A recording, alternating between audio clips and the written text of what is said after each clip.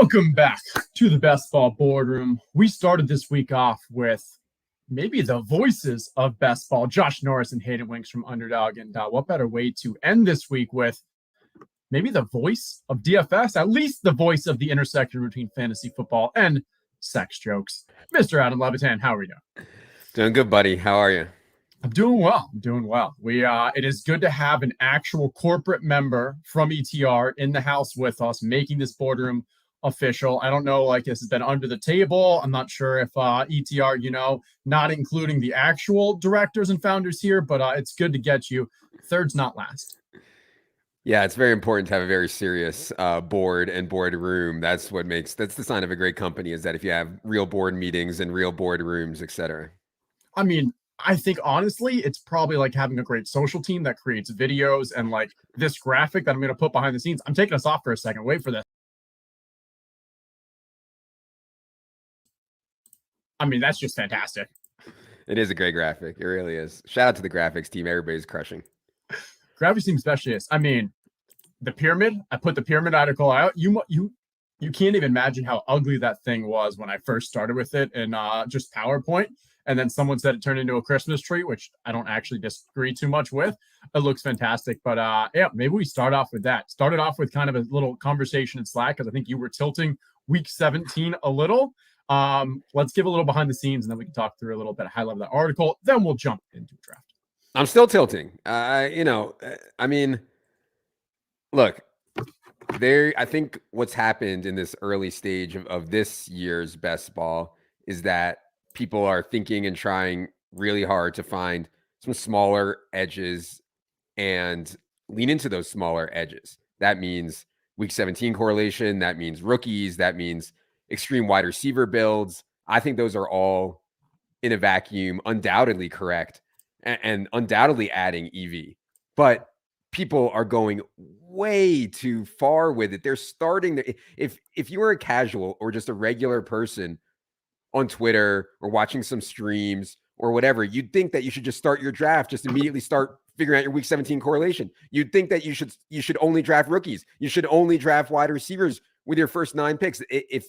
And it's just people are just taking things I think are correct way, way, way too far and forgetting about the fundamentals of just drafting a good, solid best ball team. And so, yeah, we were comparing some of our model-based, projection-based rankings to underdog rankings, and we're way lower on rookies. We're lower on quarterbacks. We're it's lower on some wide receivers. We're higher on some running backs. And I was like, guys, it's fine. The people on underdog, the brain has been broken by a lot of this crazy stuff that's going on, which is right, but it's not right, A, when everyone else is doing it, and B, when you take it too far to the extreme. So I just had to get that off my chest. I'm glad I could be here to do so.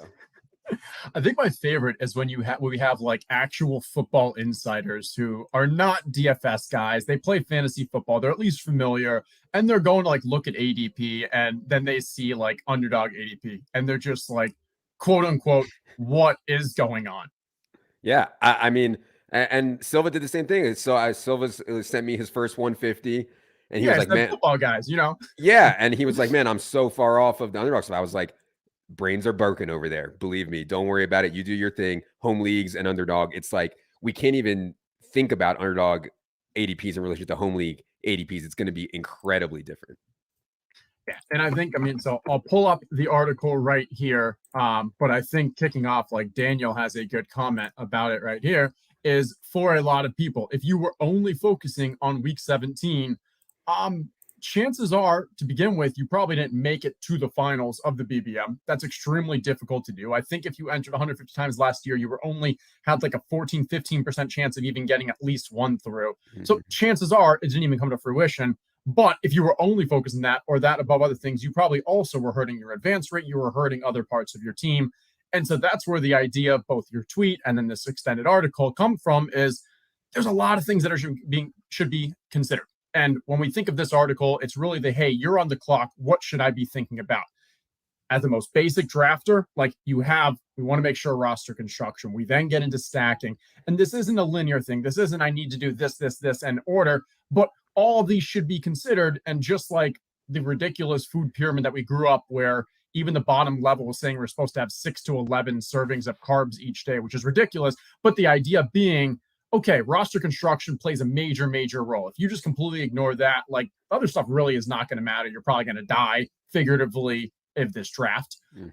And then keep going, like stacking. Stacking's huge for week 17, but it also is huge for every other week. And it's huge for advance rates. It's huge for 15 and 16 and 17. So, and that's where, take a look. I put a Twitter thread out. We have an article on the site as well. I think this kind of, a lot of you are going to be like, yeah, that makes sense. I know that. Some will be like, hopefully, like, spur some thinking. But this is what I think takes a 10,000 level foot view and like, okay, here's what's important. Yeah, for sure. And like, I would encourage people to think about where their edge is when they're drafting. And I think it's say the same thing about DFS or any kind of gambling. Where is your edge? Is a 1% edge in week 17 or in rookies worth it over my personal player takes? I think my edge is in personal player takes, like micro takes, And so like, I actually try to lean into that more. I'm not sure I would recommend that for everyone. You got to think about where your own edges. So, I mean, like things like Alexander Madison, I know it's gone now because we couldn't stop talking about it and tweeting about it. But I mean, Alexander Madison was underpriced by like 40 spots. To me, that's the biggest edge. Forget about week 17, all this nonsense. Beating someone's ADP by 40 spots, that's the edge. That's my edge, at least. And so that's what I try to lean into. Yeah, I think player takes is probably the most interesting because if you could look back and you knew what was going to happen that year, the thing that is the most indicative of success is being right on the player takes. It doesn't matter what you would have done last year. If you would have drafted all Josh Jacobs, if you would have drafted all whoever that kind of breakout player was, like you were going to advance substantially above like the mean.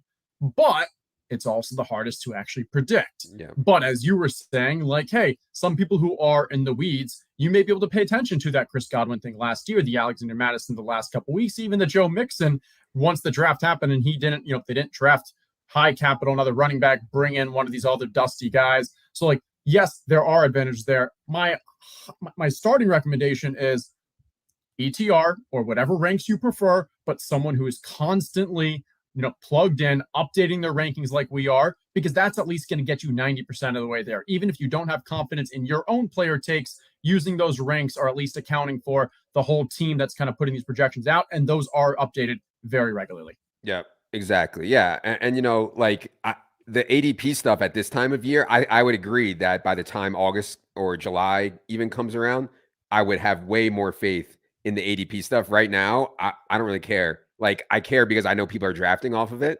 But if I like a guy 30 spots ahead of ADP this time of year, I think that's totally fine. I do not think the ADPs are efficient yet. Yeah. And I mean, right now, like, hey, it's about having that kind of balanced portfolio. If, I wouldn't want to be taking all of mine around 30 picks ahead because maybe I can get them 18 picks ahead or something. Right. But that doesn't mean like, we have a couple guys, Christian Kirk, Marquise Brown, that we are very much ahead of the market right now. And so I'm trying to work those in because I think over time, like either the market's going to correct to it. It's the most likely one, or you're wrong. And then you kind of change your opinion as we go. Yep, for sure. All right. Jumped in a draft. I'm going to hop on right now. We'll share that screen. And have you been drafting much underdog? Have you been doing much just overall best ball? What's it kind of been looking like for you? Yeah, you guys know me. I'm not too big a fan of the lottos, so I'm kind of waiting for the smaller field, high stakes stuff to really play seriously. I do like using some of these as practice. So yeah, I have been drafting. I've been doing more of the DraftKings ones just because I think my edge is a little bit bigger there. And by the way, I'll have an article coming out very soon about the strategy I used to win last year's 3-3-3 on DraftKings for 50K. So I'm gonna have that article up soon, and yeah. So I haven't done a ton of underdogs yet, but certainly different strategy here. I think for this versus some of the stuff I'll be more focused on some of the higher stakes stuff, and I think the week 17 correlation and a lot of that stuff is more when you're going for these lotto style payouts rather than just standard. Yeah, so I mean, I know you've done a decent more of the kind of single entry higher stakes ones, other than just week 17, which a lot of those you only have 12, 24, 30 people in the finals versus the 441 here. Also, those are easier to advance in the playoffs. Sometimes it's 1 out of 6 or 1 out of 5 advancing rather than 1 out of 16. Are you changing any of your drafting strategy for the regular season? Is it just kind of changing for those playoffs? Is it how are you adjusting? Yes, the smaller the field, the less I'm concerned about stacking. I'm still trying to stack all my quarterbacks, but in the smaller field, I'm not like completely going out of my way to get early caliber stacks. I get a lot of backdoor stacks in some of those, and really, I more just worried about having like the most solid team with the best construction for the scoring system. And I honestly, like, people switching back between Underdog and DraftKings, like, I don't know, it's like inverted. It's like the opposite of what people should be doing on DraftKings. Underdog, they do the other way. I mean, Underdog is FanDuel scoring. I mean, that's it. If you guys have heard me talk about FanDuel DFS, all I think about is touchdowns. So on here, I think that touchdowns, quarterbacks are worth obviously way more. On DraftKings, I think people have kind of forgotten how little touchdowns mean, or how much less they mean on DraftKings. Yeah, I mean, it's interesting because, like, on the DraftKings side of things, you can literally just go wide receiver for like 5 out of your first 6 picks. And not only are you coming away with like elite wide receivers, you're not actually giving up that much, especially from a quarterback standpoint, because you have the extra rounds, you have the ability to go with 3 QBs because of those extra rounds without giving up substantial draft capital. Also, QBs proportionally to your overall lineup are scoring a fewer amount compared to a half PPR with no bonus structure. So not only are they not as important, you're able to kind of make up for it with depth. It feels like there's a lot of edge there. All right. On our board, we are back at number 12. This is the second time this week we are having that 12 slot. Last time we started with Eckler. Here, if we want, we've got the Dallas-Detroit week 17. Would you be going with this, or is there any other kind of, hey, top of our rankings, week 17 correlation, wide receiver? What are you thinking? Yeah, I mean, given that it's within, and this is what I mean by week 17, like this is within our rankings and it's week 17. That stuff I'm fine with. It would be if we had CD like way lower and people were reaching to get CD and Amon-Ra for week 17. I think that would not be great. But since these is who we have anyways, I like setting that up. Yeah, I mean, I think if you kind of go through that pyramid and think through all the levels, like from a roster construction, like, okay, hey, very early on, we're kind of just drafting best players. We'll think about that later on. But yeah, we're going 2 wide receivers from a positional allocation, draft capital. Like, hey, wide receiver is great. We know how much those have been moving up the drafts. We're not really giving up any value by grabbing these wide receivers here, and we're hoping that we can still get some value at the running back and other positions. From a week 17, it does work out, as Adam said. Like, we didn't really have to force it at all. We didn't give up any ADP or virtually any ADP. It makes sense. Yeah, I see Jalen Hurts going there. It has been a long time since quarterbacks have gone this early. This specific format, Underdogs format, FanDuel's scoring format, is weighted so much more to quarterback. And so people have been playing, DraftKings DFS a lot, I think should understand how much more valuable quarterbacks are. I would not take Jalen Hurts at 15 overall or whatever it is on DraftKings. This might be a little bit early here. I think we have him 16th actually. So maybe it's not, but yeah, what do you think about taking quarterback that high? I would not have done it unstacked. Yeah. If I'm going to be taking one of those 3 elite QBs in the second round, which I'm not against, I'm not targeting them, but I'm only doing it when I have that correlation and that stack. And I know Paul here, I was inverted, I don't know if he would have taken Jalen Hurts to go with the stack there, but he at least got some ADP value with Jonathan Taylor. But you imagine, like, okay, he'd probably want to do, grab the Jalen Hurts. That's when I want to do it. And what's, something I'm trying to think through, and I don't think it's enough to cause me not to do it, but so many of these first round QBs, like the elite QBs, also have an elite pass catcher going in the first round. So we've got Diggs going, here, we've got him 7. Josh Allen would have been available there. You've got Kelsey at 6. Patrick Mahomes was available there. AJ Brown, usually Jalen Hurts is. And so while you're getting that correlation that I think is very important, while you're getting the week 17, setting up for that stack, which I think is very important, you're also getting something that is very highly owned and just overall, it's popular. You're not getting any kind of uniqueness. Maybe that's a reason why, like, you shouldn't, or maybe why you take a chance and hope that these start falling as the summer goes on. Still trying to think through that one. Yeah. Well, you can see people here are setting up Kelsey, Higgins, week 17, Chase, Mahomes. week 17. I mean, people are clearly setting that up, and obviously it looks like the Kelsey Higgins. Well, maybe I assume he hopes to get Burrow at some point, but yeah, we'll see. Yeah, and I think, I mean, this is a way where, it's the more likely play was to go Mahomes and Kelsey.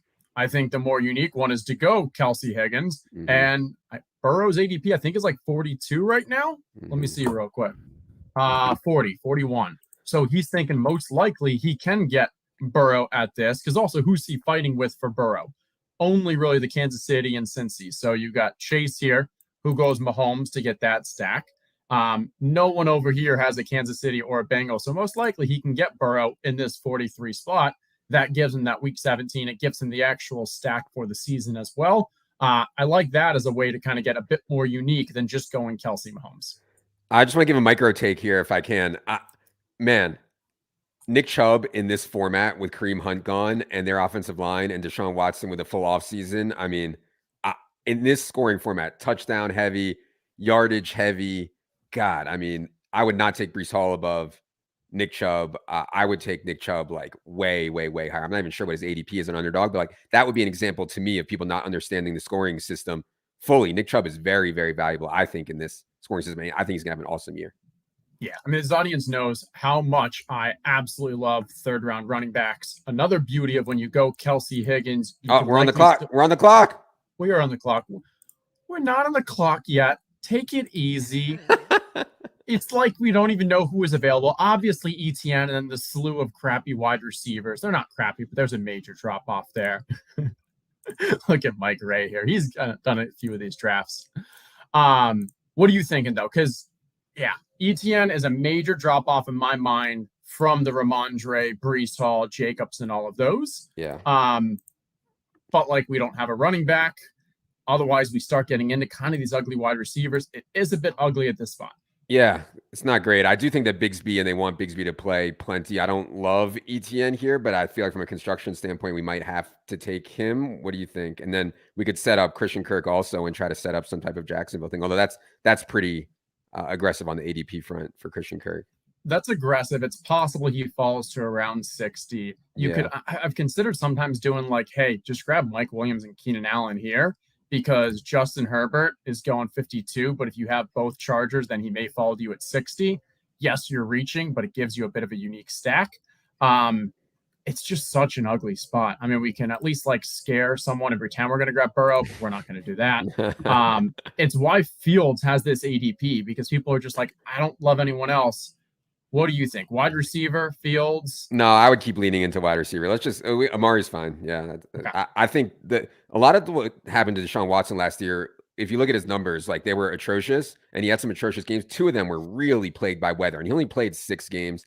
You know, he was coming off of an obviously terrible offseason, wasn't with the team for so long. So I'm willing to give him a bit of a pass, and they get Elijah Moore. I think Cleveland's offense is on the rise.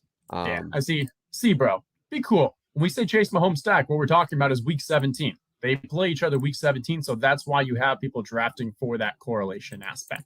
And that's one of the things where, is it unique? Probably. Is it sharp?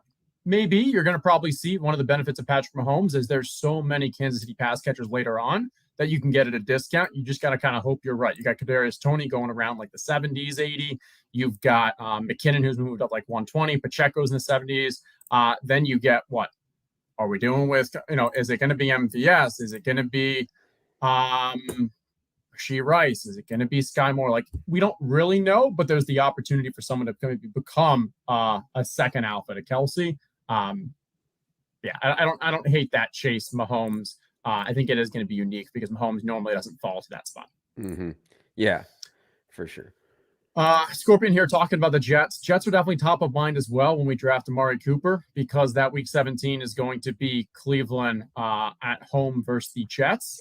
Jets had a pretty strong defense last year. Team looks a little different with Rodgers at the helm this year.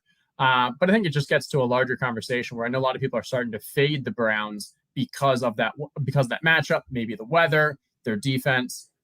At this point in the season, how much are you putting emphasis on what teams will look like in the playoffs? Yeah, that's one I think is taking a step too far this early. I do think that like the tag that we paid for Amari is probably a little high anyways. So like I didn't feel great about it anyways. And then also not a good week 17 matchup. I mean, Jets are gonna have awesome cornerback play, like for sure. And they can rush the passer really well. Also, it's hard for me to see the Jets having a bad defense this year. Weather stuff, I wouldn't worry about this time of year. Yeah, I mean, we have absolutely no idea. So the Amari, that was just a really tough turn for us. I can already tell I don't like picking 12. I mean, I didn't love our 1-2 turn, and I didn't love the options we had at 3-4 either. In the weaker drafts, 12 can become an absolute perfect spot because you're getting that stack. You get Gibbs at the turn here to load for Detroit, and maybe you get Ramondre or Jacobs or someone to fall to you at that 36. It's happened. And in that case, you're like, holy crap, this is money. We are just taking it to the bank. Right. But more often than not, based off ADP, you get in a bit of an ugly situation where you don't love the running back at Travis Etienne, and the wide receivers is a substantial cliff. But you work with what you got. All right, Justin having a question. This is a good one because what are your takes on Lamar compared to that kind of Burrow, Fields, and Herbert? When Josh Norris asked me, like, hey, who's my Justin Herbert this year? Meaning last year I completely faded Justin Herbert. The logic is because he was going around guys like Jalen Hurts, who I preferred so much more from a running capability. This year, my answer as of now is kind of Lamar. And the reason for Lamar is I do think Lamar is a tier above the Burrow. I think he's above the Fields too, even though they have similar upsides. But my challenge with Lamar is from who he's drafted next, it's almost always at the expense of these running backs. And I'd rather take the running backs. Where GDE took Lamar this time, I've got no issue because that was that major gap, that major tier drop off. But the difference between Lamar and the three guys above him is still substantial. Even when Lamar was healthy, playing well, had 3 touchdowns in the first either 2 or 3 games last year, he was still averaging 3 points, 3 points per game less than those elite 3 above him. And so the fact that he's now going only about a half a round later than the Hurts, the Mahomes, the Josh Allen, I'd rather, if anything, spend up on those guys if I'm giving up the same level of draft capital, which are these great round 3 running backs.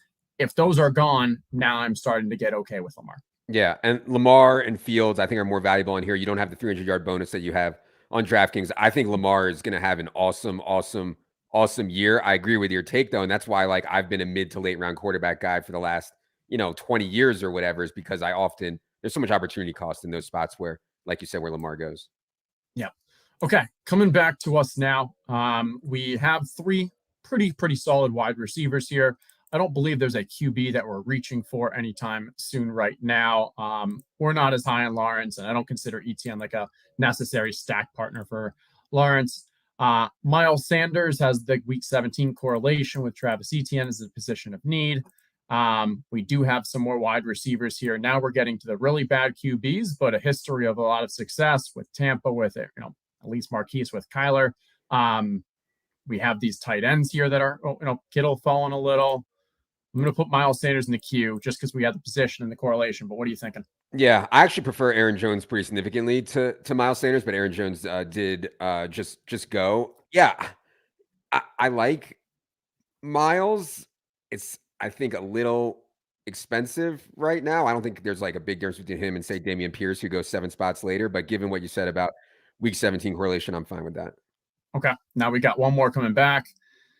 I know on the recent pod earlier this week, you said you are in on Kittle just because you saw what he did rookie year. We expect that Desmond Ridder has to be better than Mariota. Yeah. You mean Pitts? Yeah, you said Kittle, but I like Kittle. And I like both. Yeah. I like both, honestly. Okay. In that scenario, I'm going to take the ADP aspect, and Atlanta plays Chicago, no correlation there. San Francisco plays Washington. We can get a lot of Washington players later on if we want to get that correlation. ADP value real time with about a half a round for Kittle here. So we'll eat that up. What are your overall thoughts on elite tight end or going with the more value mid-late ones in this format? Yeah, this format, I think, and something that I think, it showed in Kareem's team, Kittle did not have a great year, but having a tight end on your team who can actually break the slate when you're in a 400-person final makes a huge difference. Now, the 3-3-3 that I won, my tight ends were absolute dust. I had like Albert O, Isaiah Likely, and some other dust ball. But it didn't matter that much because the final was a 6-man final. You know what I mean? And like, so it would have been impossible for me to win, though, in a 400-person final with total dust at tight end. So I do think that having a tight end that can go for 20, 25, 30 points in the final is important, I would say. Yeah, no, I think it's completely fair. I mean, I'm definitely, especially for this year with the way that ADP lines up, like from a team advance rate standpoint, I am anti just about all the elite tight ends and even middle tier tight ends. I really do think it hurts your advance rate because for the most part, you can get very similar production to the majority of these tight ends we're drafting now in later rounds. But, and it goes with that thing that we continue to talk about the last 2 years, 3 out of the top 6 tight ends were very late 16, 17 plus draft picks. Now, even though you take a look at all 6 of those that really were in the past year, Gronk 2 years ago was the one outlier because we also thought like we weren't really sure what was going on. But in general, they got to top 6 tight ends because of consistency, because they were just always out there. They were the piece of the offense. They're putting together games of 9 to 10, 9 to 11 each week. But that doesn't mean that Dalton Schultz, they're going to have those boom spike weeks that we are really looking for. Opposite of that is, well, Evan Ingram, we didn't expect that. But then what was that one week he had last year? It was 3 touchdowns and almost 200 yards or something insane. And that was a late pick we wouldn't have expected. I don't know. I keep going back and forth on it. I'm not against the early tight ends or grab Kittle there, but I also really like these late ones. Yeah. And the problem is that like late ones, it's been so hard to hit on them. Like the hit rate on them is so low. I agree though, for advance rate, like in some of the smaller field stuff, I'm more than fine taking 3 cheap tight ends rather than elite. I want to fire. Sorry. No, go for it. Fire. I was going to fire a micro take. I think the Kenneth Walker hate from Zach Charbonnet, I think that's gone too far if he's going 55 overall. I'm not sure what his ADP is. I still think this will be mainly Kenneth Walker's job. Yeah, there's going to be some risk with Charbonnet. So that was a good deal, I thought, whoever got him at 55 overall. 47 normally. That would have put it right here around the 4-5 turn. GD scooping up that value at 55, like what he's putting together with his draft. Yeah. And then the other one, I think Dameon Pierce. Me and Silva talked about this a bunch on the podcast. Silva really is into Dameon Pierce, and it's hard for me to poke holes in it if the offense is not completely broken, and getting quarterback play from CJ Stroud that was just incompetent with Davis Mills last year. I think Dameon Pierce can sustain more of what he did in the first half of last year. So I think that's a pretty good deal also there. And these are the running backs who like the quote unquote dead zone. I saw you tweeted there is no more running back dead zone. Maybe after we pick, you can talk about that more, because I kind of agree that I'm more willing to take running backs in rounds 3, 4, 5, 6 now.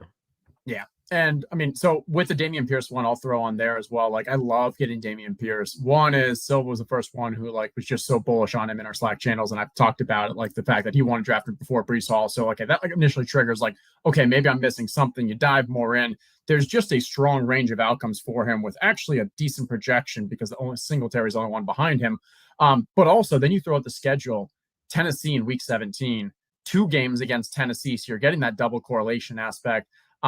Getting the domes, like there's a lot of reasons to like, and the stack partners later on, CJ Stroud's going very late. Nico Collins, we have him as a great value going late as well. Okay. We are back on the clock now. We have officially reached what I believe is the wide receiver dead zone. We can talk a little bit more about that. David Montgomery, it'd be our 3rd tight end. We have Detroit. We are high on David Montgomery as well from a value standpoint. I'll at least put him in the queue. Mm-hmm. Do you have anything else in mind? No, that would be my favorite. I assume Trevor Lawrence is gone, I assume. Yeah. If we look from so we'll probably be grabbing Goff later on. I don't really see QB that we want to reach for we here. We have Dak CD if you want it. Dak has ADP of 92. He could be gone. You want to do it? I like it. I don't hate it. Yeah, I don't feel great about Cowboys pass game, like going completely nuke this year because all the McCarthy stuff mostly, but I think it's fine. And I have strong conviction on Nick Chubb. I don't have like strong conviction that Dallas is going to regress from a pass rate perspective. It's just, there's other quarterbacks I like better than Dak at 85, but given that we have CD, I think it's fine. So one thing I'll throw out there, though, because we now grab Dak, I do not want to grab Jared Goff. They play week 17 against each other. And so I put a tweet out about this. I think it was yesterday, the day before. Actually was a little controversial. But my take is that you are drafting suboptimally if you are drafting the same QBs from the week 17 game. And the thought process there is QBs in the same game correlate their success together. So if you're trying to draft both those QBs and one of those goes off, it's likely the other QB is also having a really good day. So you're really just kind of double counting the position you only want to count once. I'd rather draft a QB from a different game. Now you're getting basically two shots, two dart throws at trying to get in that upside big stat game. So in this scenario, yes, we have Dave Montgomery. Yes, we have Amon-Ra St. Brown. But if that game goes off, I'm fine with probably just having Dak Prescott. Or I would have been fine with just having Jared Goff because those QBs are likely going to score about the same or at least close enough. And if they suck, I don't want my team to be dead. I want to have another game stack that I'm really going heavy on with the QB too. Yeah, I think that makes sense. It's a bit counterintuitive, which is why I think you'll get some pushback, but I do think it makes sense. Yeah. So now that we have the Dak, I like that. I got to give a micro take. You guys know me. I live for the micro takes. DeAndre Swift in half PPR with no bonuses at 79 overall scares me a little. Are we even sure exactly what his role is going to be? I would be shocked if he's the goal line back. And Jalen Hurts and Jalen Hurts like is going to score 10 rushing touchdowns from inside the 5-yard line, like period. And so I don't know. In this, I like DeAndre Swift a lot on DraftKings on this format, and maybe I don't even know what his ADP is on here. That just strikes me as high for understanding the scoring system. Yeah, I'm going to put a question out for chat, and then I'll have Adam answer as well. But what kind of odds would you give me that I think Kenneth Gainwell outscores DeAndre Swift this year? That's what Silva was talking about. And I mean, we made some adjustments on the back end to reflect that. We probably haven't gone far enough. But yeah, I think Swift is like, some people would say way more. I would probably say like 65% outscore Gainwell, something like that.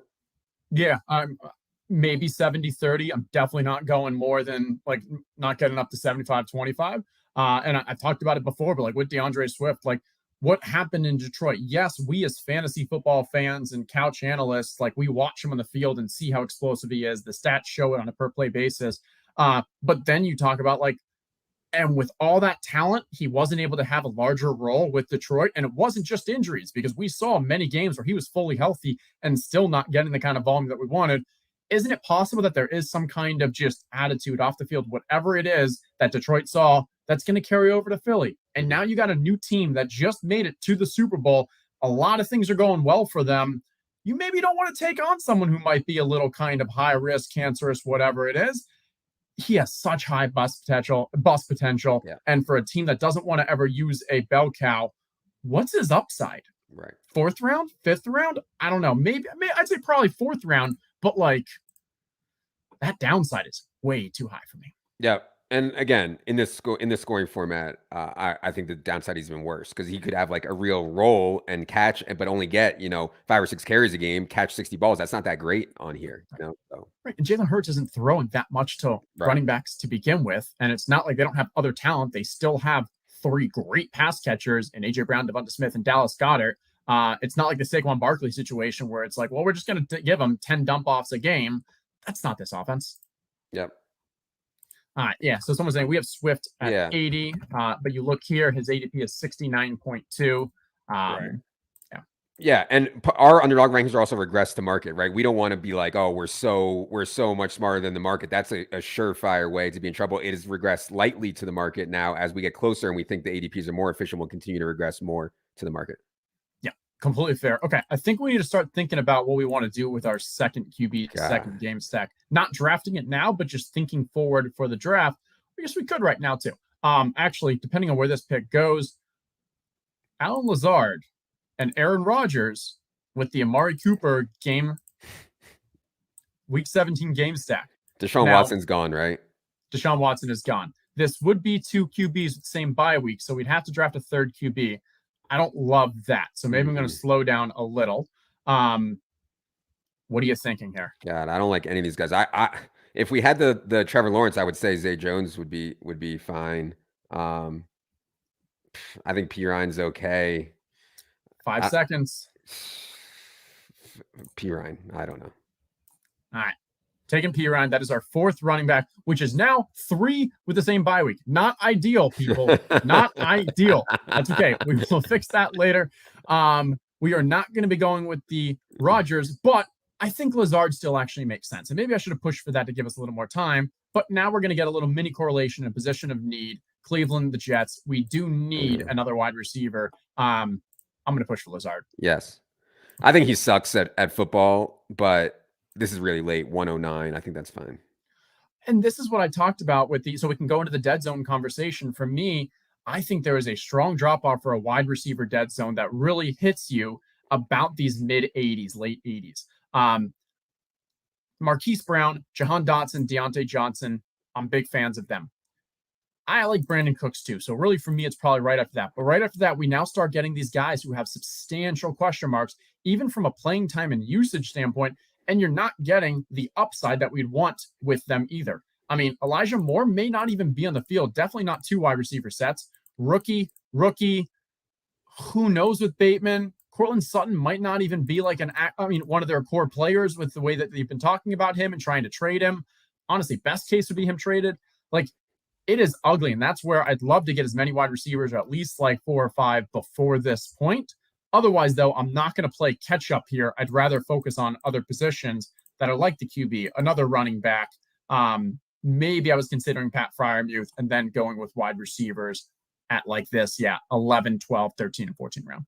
All right, let me fire off one more micro take. Yes. Before Tua Tagovailoa had all the concussion issues last year, dude was ripping. Like, I thought he had an actual chance to win the NFL MVP before everything happened. The players around him are outrageously good and outrageously fast between Tyreek, Waddle, and Devon A-Chain. So to get, I don't know if this is stacked or not, what Emo Cowboy did at 9, but I just think in a vacuum, it's just a good value for Tua here that late. And that's his first quarterback. Yeah, I mean, that's Tyreek to start with Tua in round 9. I mean, that's awesome to me. I think his ADP is around like 92. We can take a look at that. 96 now. So gets a little bit of value, gets his stack. Love that. And I think Tua is one of those kind of, I mentioned in the pyramid article, but ADP opportunities because of a binary situation. If Tua stays healthy the entire year, he is a screaming value and probably should be drafted above Deshaun Watson. Or concussions still play a role, and now he's a stone cold 0 and he's dead. Yes, there is risk involved, but these are the situations where you can lean into and have a chance to massively kind of beat out ADP, or at least, hey, value from a closing season wise. My concern, I don't know. I'm team Tua as well. Just trying to play a little devil's advocate. Yes, Tua's injury obviously hurts him. Is there concern that if Tyreek or Waddle went down, that offense really just changes? I'm concerned that if any of those 3 players go down, the offense really, really suffers. Yeah, for sure. But I mean, when we're playing this, we're playing if things go right? I mean, that's always my take in best ball is like, I don't care if Tua gets hurt, team's dead anyways. If I have a Dolphin stack and Tua gets hurt, team's dead anyways. So, it just is what it is. I'm not going to, I would draft Tua and the Dolphins as if they're going to be healthy for the whole year, right? I mean, I can't worry about it too much. Right, that's fair. And if I'm stacking, obviously, I'm only drafting Tua if I have Waddle or Tyreek, to be honest, just because it's such a correlated offense. But like, I also do like Daniel Jones a lot, and I'm more willing to draft Daniel Jones at that point if I don't have a Miami pass catcher ahead of him, because 1, Daniel Jones also has the rushing ability to kind of get you a big game on his own. But 2, almost all except for Darren Waller of his pass catchers are going after him. So if you need that late stack, he's a great player to draft there and then identify who you want to kind of get that stack with it later, as well as there's some Rams for the other side of things, Higbee, Jefferson, that you could definitely mix in as well to get the week 17 correlation. Or you just take QB 12 Kirk Cousins because he's done the last 3 years. He's going to do it again. Yeah. I wanted to answer this question from Scorpion. What about double stacks with Tua, Waddle, and Tyreek? So in DFS, in really large field DFS stuff, I actually think single stacks can be right because you need the actual nuts. Like you need the actual. You can't have one guy, one receiver have a mediocre game and one guy having an elite game. You need everyone to have an elite game. In best ball, though, you can have one bad game from Waddle and a sick game from Tyreek, vice versa with Tua, and it works. So I like the double stack of Tua, Waddle, Tyreek. Right. I don't know if that's possible. I assume that it is, It is. Yeah. It is. Not every single draft, but like Tyreek usually actually goes like 5 or 6. And then Waddle right here needs to fall like a spot or two. So definitely plausible. And I think the way that you framed it from a DFS, but like best ball playoffs perspective, there's also the regular season standpoint where we're making a bet on the Dolphins offense and Tua having a great year. One, Tua stays healthy the entire year. That's a major plus for both Tyreek and Waddle. Two, Tua actually has a very efficient, high touchdowns.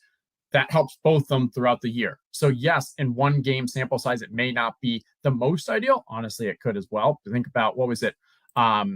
Big game last year was like 48-45, something like that, where they just went off. I think it was versus Baltimore. Yeah, so it was Baltimore. It was the same thing. What's going to be week 17 this year versus Baltimore, repeat of that game that went off the other year with Tua. I think that's a very interesting and exciting one. Honestly, it's a very popular one too, but that doesn't scare me away. Okay, we are about to be back in the clock. Quick refresher here. We do not want to draft a running back right now. That's okay, though. We do need to consider what our second stack is. Carolina and Jacksonville do play each other. We've got the Miles Sanders ETN. We have DJ Chark here, and then Bryce Young is later on. Yeah. We wouldn't draft them both now, but maybe grab Chark now. Yep. I like that. I like that backdoor stack. I would say of the guys we have, my favorite player on the screen is Chig, but just in a vacuum. But I know we already have Kittle. We have Kittle. If you do grab Chig, like you're saying, hey, I only need, like, I'm done at tight end, but I'm gonna pass. I think it's probably more important for us to. God, we have too many. We can't grab Nico. We have too much of this. Oh, here it is. Oh, Gallup. All right. This is why stream is low EV. Wasn't even thinking that we have Dak. We got the Dak double. Yeah. We have so many bye week 7s. We're just throwing another bye week 7 onto here. Let's be a little careful of that as we just stab ourselves with bye week issues. Running backs, 3 bye week 9. Wide receivers, 4 bye week 7. Okay. We'll figure out a way out of this. Oh, and Bryce Young has bye week 7, so we probably don't even want that. Oh my gosh. No. Adam, Honestly, I like the players on our team. This bye week stuff is how many teams are on a bye in week 7? Let me see. Yeah, Nate missed your counterintuitive comment on Goff. You can scroll back, Nate, for why we passed on Goff about 10 or 15 minutes. Yeah. And I mean, hey, maybe, there was, now you're getting some ADP too. 132 versus 121, you're getting a round. Maybe we should have considered that. That would have been a possibility, but I don't know. There's only 6 teams have a bye in week 7. We somehow found all of them. That's okay. Okay. So let's just do a quick refresher of this team, thinking through what we're going to do the rest of the draft. Running back, ETN, Sanders, Montgomery, P. Ryan. Could stop with one more running back. Could definitely go with 2. Wide receivers. I like our wide receivers. We have 6 now. This will probably be an 8 wide receiver build. And no more by week 7. Tight end, George Kittle. This is where you can either, we definitely want to have 2 of either QB or tight end, maybe 2 QB and 2 tight end, depending on who we end up getting. It's a bit of a middle spot, I think. We'd probably just go with 2 tight end. We devoted a lot of capital to Kittle. Yeah. All right. The other micro take from the passing offense. I mean, to me, Geno is like a cut above the rest of the quarterbacks that kind of go here. And I know they all went after him, but Rodgers and Russ and Jordan Love, I really think Geno is like a significant tier ahead of those guys from both a floor and ceiling perspective. I mean, you can make a case Geno has the best 3 wide receiver set in the league. They were 8th in pass rate over expectation last year. They only added to that with JSN and a better pass catching back with Zach Charbonnet. So, I think Gino has a really good floor ceiling combo. I like Gino a lot. I don't love the ADP of DK and JSN. Yeah. So it makes it a more difficult, like, overall value of that stack. Yeah. And then after you grab Gino, the only player you can stack with is like Noah Fant. And so you kind of have to, like, in times where one or two of those Seattle pass catchers like falls from an ADP, it fits in. That's when I'm like, okay, I got value here. I didn't overspend, and I'm getting Gino. I love this. But from an overall team stack, because of how expensive his counterparts are, it's a little more challenging. Yeah, for sure.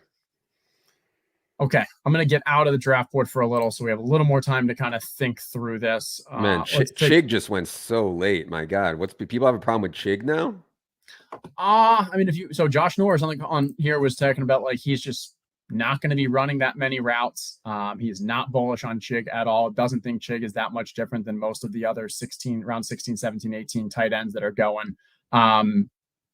Gives me pause, at least. Yeah, I just think on a team completely bereft of pass catching talent, they need him so badly. But yeah, I get it. Yeah, I hear that. Okay, I'm going to take a look at what we have from a QBs wise as well. Okay. We could go Bryce Young and 3 QBs with this format. I feel like we need that. Yeah. I mean, given we're saying Miles is going to have a good year, we're saying Chark is going to have a good year. Like, if Bryce doesn't have a good year, it's going to be really hard for those guys to do much. Yep, I agree with that. And Bryce, just from being a rookie, having some ability on the ground, like, has a wide range of outcomes for a QB. So I'm willing to kind of take a bet and make a bet on the offense. We have the week 17. So we will go Bryce. We can grab a third QB later. Yeah, I kind of want to grab one of these tight ends. Thielen stack at ADP if you want it, but yeah. No, by week 7. I'm not doing this. But I think we need a tight end, because a tight end allows us to say, hey, if we're going 3 QBs, I only want 2 tight ends. Bryce will go here. I think Irv and Juwan are both good picks. I mean, we talked about Juwan on the podcast yesterday, and Irv, I mean, I know he hasn't done it yet. Doesn't mean he can't do it. I think like a Hayden Hurst-esque year out of Irv is certainly in the range of outcomes. But he has by week 7, so why don't we go with Juwan?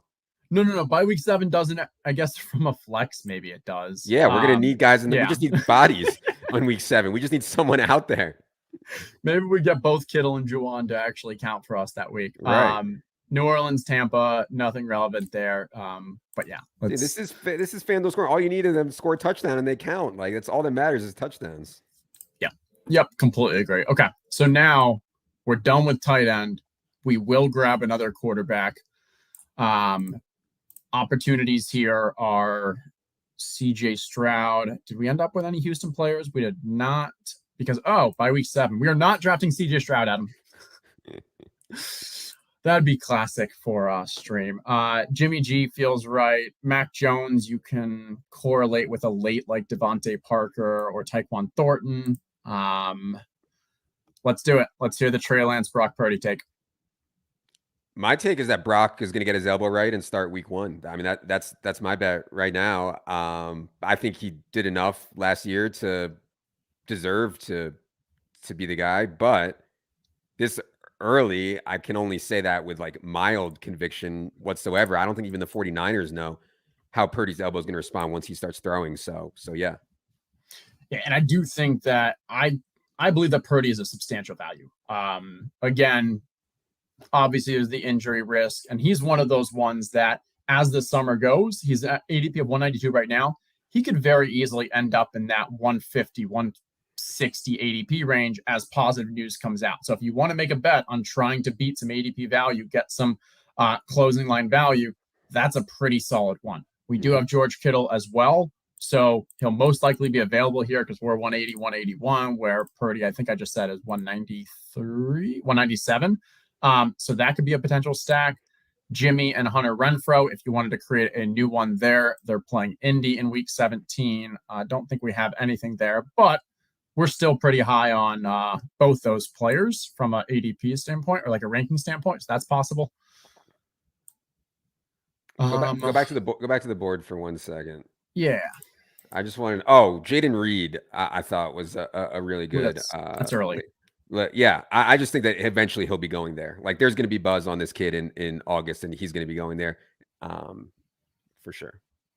I was looking to see, was it a stack? No, this person, you can just definitely tell SMW is drafting a lot of the kind of younger upside guys. You got Jaden Reed, you got Jonathan Mingo, you got Chig. Alec Pierce, Chig as well. Even Devon right there. Yeah, a lot of youth on that team, at least in the later picks. And must be just overall bullish on Jaden Reed. Maybe was expecting Emo Cowboy was going to take him because the Aaron Rodgers. No, never mind. That's Aaron Rodgers. Jordan Love. I don't know where Jordan Love is. There he is back here. Okay. So just likes him. Coming back here, taking a look. Yeah, we'll see how the draft falls to us. Yeah, the Tank Bigsby pick is, I think, is a really good late round running back flyer, right? For people who need it. I do not think that the Jaguars want to give ETN the usage that they gave him last year. I mean, ETN had outrageous touch counts for a huge part of this year. I think Bigsby will like immediately mix in for 8, 9, 10 touches, and you could certainly do worse in the 14th round. And Bigsby may actually be a better pass catcher than ETN. In college, we were seeing him with substantial routes run and then effectiveness when he was catching it. And ETN was catching balls in college, but we haven't really seen that ever come to fruition in the NFL. And so maybe like the Tank was not just to have like a James Robinson type complementary person to ETN, but also like to actually be the primary pass catcher. Yep. And I think earlier on, like people were asking why are we so low on ETN. I think that's a major reason. Is just he hasn't really shown an ability to catch passes, and it seems like whenever they've had a second legitimate running back healthy. James Robinson to start off last year, JaMychal Hasty, I think that was maybe at the end of the year, like they've wanted to use that second one. And I think we believe Jacksonville is now one of the sharper teams, one of the smarter ones that is not trying to just kind of use one individual workhorse. So Tank could have a major role. For sure. Yeah. I think I prefer Tank to Roshan. And I actually like Jalen Warren a little bit too, but I definitely think Tank over Mostert and Singletary. Yeah, love Jalen Warren because I think Jalen Warren may actually win that job by the end of the year, even without an injury to Najee. This is, Najee's third season, which is often from a rookie, is where the teams kind of start saying, hey, we're either going to go with it or we're done with you. I still believe Najee Harris was hurt last year, and that's why he looked so bad from an efficiency standpoint. But it could just be that, Jalen Warren's a better player at this point. Oh, yeah. There's no doubt about that. It's definitely possible. Okay. Hunter Renfrow did go, so we at least lost the Jimmy Hunter Renfrow. Mac Jones, and you could go with Tyquan Thornton. I'm kind of leaning Brock Purdy. It's got to be Brock. Yeah. Okay. And then may as well throw in a Curtis Samuel. That's a week 17 correlation there. We need a wide receiver that's not week 7. This works well for me. Yeah. Yeah, I mean. Oh, we got dirtied. It was an auto pick too. It was just an ADP pick. Oh, that's tough. Okay. I think let me see the rest of the wide receivers. No week 7s. So you got Thornton, Hodgins. Giants play the Rams. We don't have anyone there. Thornton plays Buffalo. We don't have anyone there. Yeah, in a vacuum, I would say Mecole would be my favorite, but we can't do that. Yeah, we cannot take a wider. I mean, I'm just thinking Tyquan Thornton. Yeah, I think Hodgins or Thornton. Let's go Hodgins. Yeah, I probably prefer Hodgins slightly.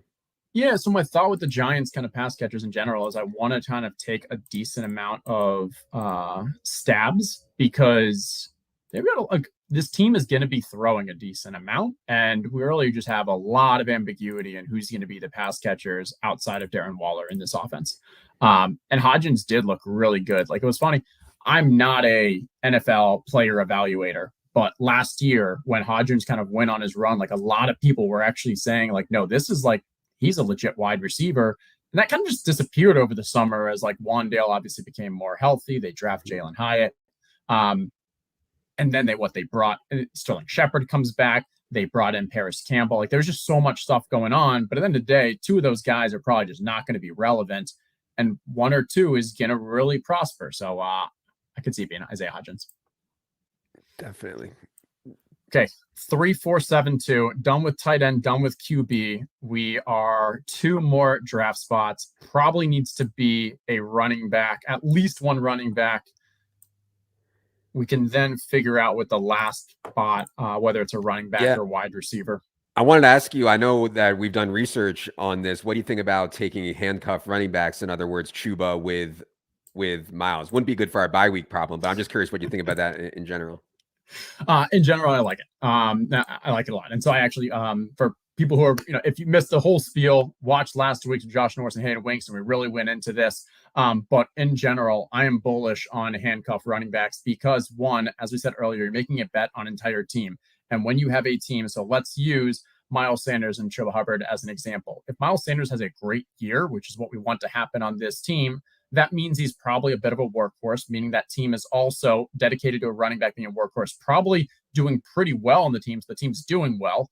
In a situation he gets hurt, now you have Chuba Hubbard, who is moving into likely a full-time role as well, becomes that workhorse on a team they're dedicated to the run and playing well, so he's more likely to do well. Or the other place is, hey, this is just a team that has gotten pretty good. They're running a lot. Both of them actually have week-to-week value. And even though Miles Sanders maybe isn't the third-round value you were hoping he really excels to, he still is decent at his value, and Chuba now is risen up too. So not only do it doesn't hurt your advance rate. Leone's research showed this. The best way to really do it is when you're getting guys like Brian Robinson, Antonio Gibson, where there's a bit of ambiguity in who's going to have to lead a role. But it still works when you're not devoting substantial draft capital to it, and it's great from a ping pong aspect for the playoffs if there might be an injury. Yeah, love it.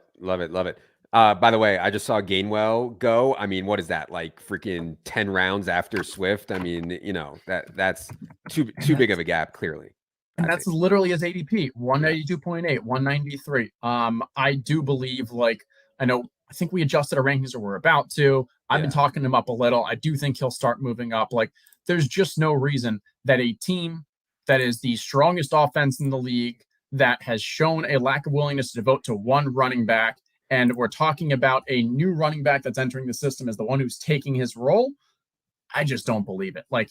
I'm going to say it. I like him better in best ball because it's going to be hard to ever feel like you can start Kenneth Gainwell with trust in your regular season league, but he's going to have some strong games just because the offense is so good that he'll, have those either multi-touchdowns or touchdowns with a couple catches games.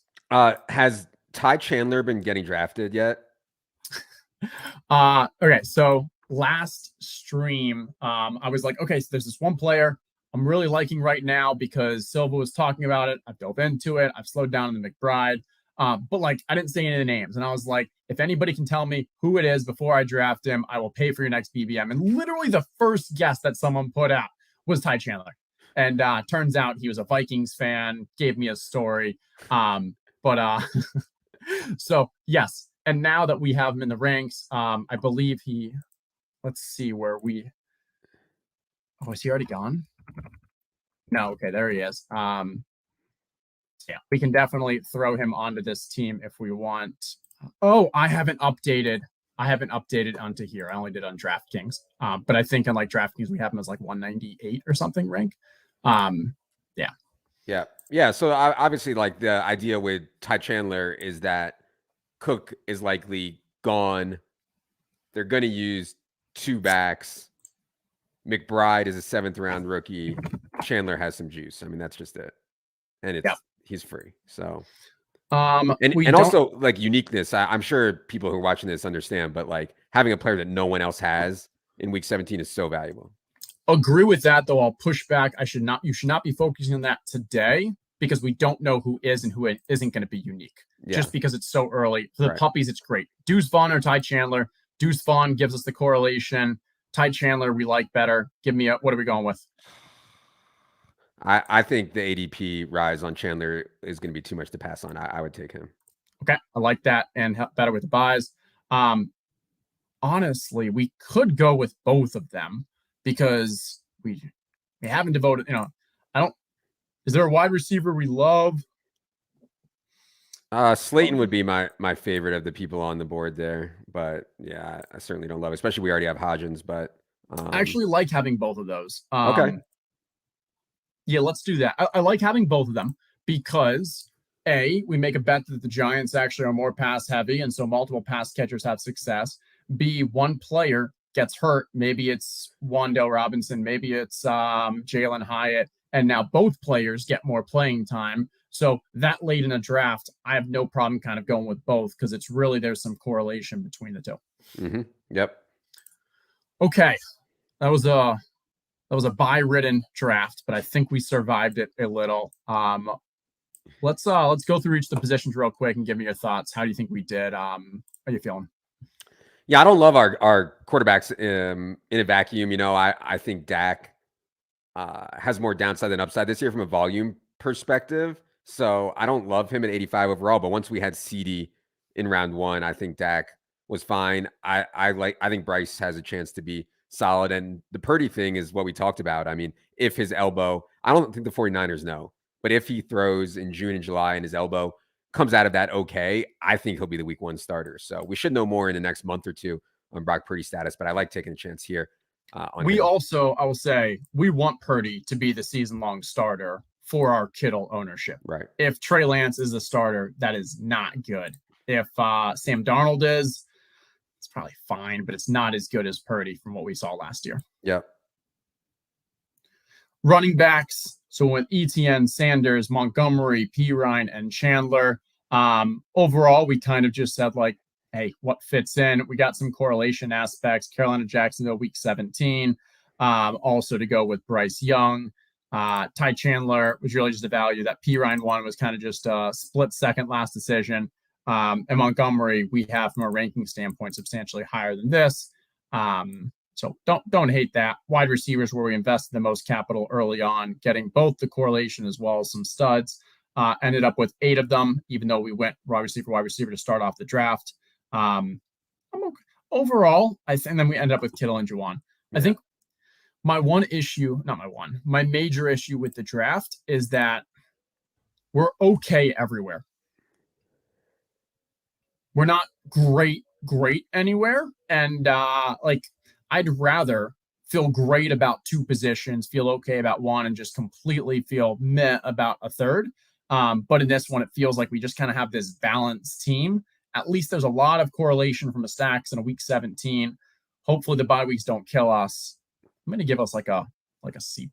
Yeah. I think picking from the 12 and the way the board fell, it's going to be really hard to feel really good about any position because we didn't feel great about any of our first 4 picks. Like, I like CD and Amon-Ra, but that's not the way I'd like to start a draft. I'd like to start a draft with, like, I don't know, something a lot more fun than that. So, I think when you get the 12 pick and you start like that, it's hard. Yeah. Like, all these other starts are more exciting to me. Like AJ Brown, Jonathan Taylor is like a way more exciting start than CeeDee Lamb, Amon-Ra, in my opinion. So, yeah. And even more, like, you take any of these 2 and then and they also had Ramondre and Burrow. They also had Chubb. They also had Josh Jacobs. Well, not only did we start with those 2 and then we went Etienne Cooper. It feels like we got the crap end of the first 2 rounds and then again the crap of the third, fourth. So yeah, when you're drafting with some sharp drafters, that 12-13 pick can be pretty tough. But there's our board valuation. As we said, I'm going to give it a C+. Not our best boardroom meeting, but at least we brought on a great guest, picked his brain, made fun of all the underdog drafters and ADP and piss boys and all of those. It was not. See, people are too sharp, man. I'm telling you, man. People out there. Look at that. For those guys just listening, TV stuff, it was not a timeout on Curtis Samuel correlating with Elijah Mitchell, Brian Robinson, and Garrett Wilson. I mean, people are on it, man. I'm telling you. You tricked me there, TV stuff. You waited to the last second. He was the best ADP available. Turns out it was also a perfect pick for your team. Well done. And now this is fun. Anyone else I see who is in the draft? I see a lot of familiar names. If you want me to do a review, tag me on Twitter and I'll reply with a review of your team. Happy to do that. I don't want to take up any more of the boss's time. Hey, these are supposed to only go for an hour. When you run over, you miss other meetings. So that is all for today. Thanks everyone for joining us. It is Thursday. Have a great weekend, and we've got some great guests next week, or great board directors that are joining us next week. So we will see you all. Have a great weekend. Bye.